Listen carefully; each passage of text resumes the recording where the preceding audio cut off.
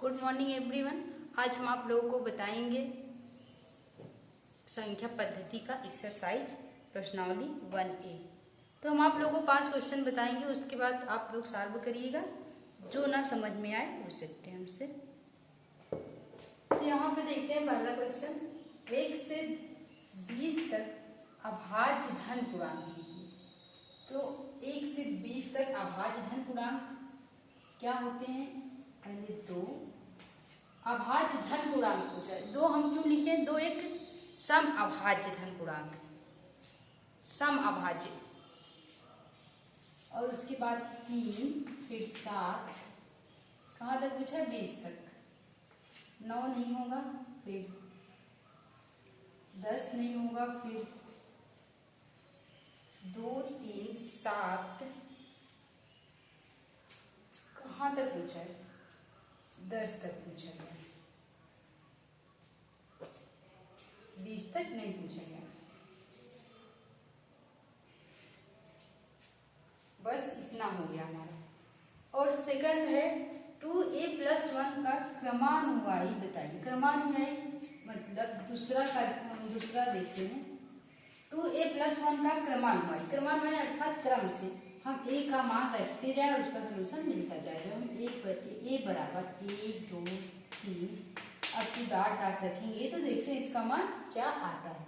जब a का मान रखेंगे तो जो मान आएगा उसका, a का मान 1 से लेकर इनफाइनाइट तक जब रखेंगे, जो उसका मान आएगा वही उसका क्रमानुयायी होगा। तो यहाँ देखते हैं, पहले a बराबर 1 रखते हैं। a बराबर 1 रखने पर a बराबर 1 रखते हैं। जब हम a बराबर 1 रखेंगे किसमें? 2a+1 में, 2a+1 में जब a बराबर 1 रखेंगे तो हो जाएगा 2a+1 बराबर, यानी कि 2 गुणे 1 धन 1। जब हम 2 गुणे 1 करेंगे तो 2 आएगा, फिर +1, फिर बराबर हमारा 3 आ गया। जब हम 1 रखे तो 3 आया, फिर देख रहे हैं जब 2 रखेंगे तो कितना आएगा।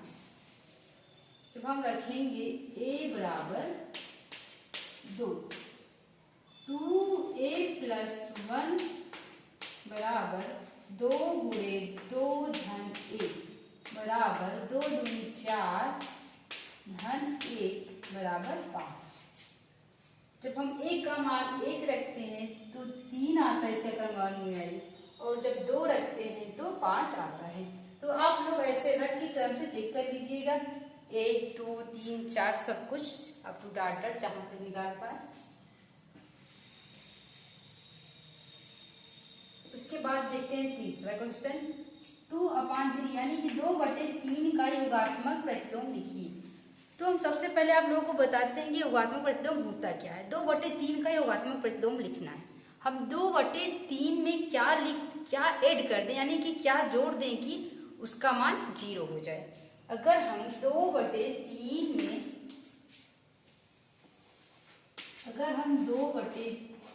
में प्लस कर दें -2/3 तो हमारा बराबर आ जाएगा 2/3। जब हम प्लस में माइनस का गुणा करेंगे तो माइनस मिलेगा, हमने आप लोगों को बताया है। फिर यहाँ पे हो जाएगा प्लस और माइनस का माइनस हो जाएगा, यानी कि 0 और 2/3। यह धन है और यह ऋण, दोनों मिलकर क्या हो जाएगा? 0। अर्थात 2/3 का प्रतिलोम -2/3 होगा, योगात्मक प्रतिलोम। और इसमें चौथा क्वेश्चन है -5 का गुणात्मक प्रतिलोम। गुणात्मक प्रतिलोम क्या होता है? देखिए, गुणात्मक प्रतिलोम का मतलब यह है कि -5 में हम किस चीज का गुणा करें कि उसका मान 1 आ जाए। यहाँ पर ऋण 5 है, ऋण 5 दिया गया, उसका गुणात्मक प्रतिलोम पूछता है। तो चौथा क्वेश्चन आंसर देखते हैं। ऋण 5 है, हम इसमें किस चीज का गुणा कर दें? अगर हम ऋण 5 में गुणा कर देते हैं ऋण 1/5, तो यहाँ से 5 कैंसिल हो जाएगा, आप लोग जानते हैं।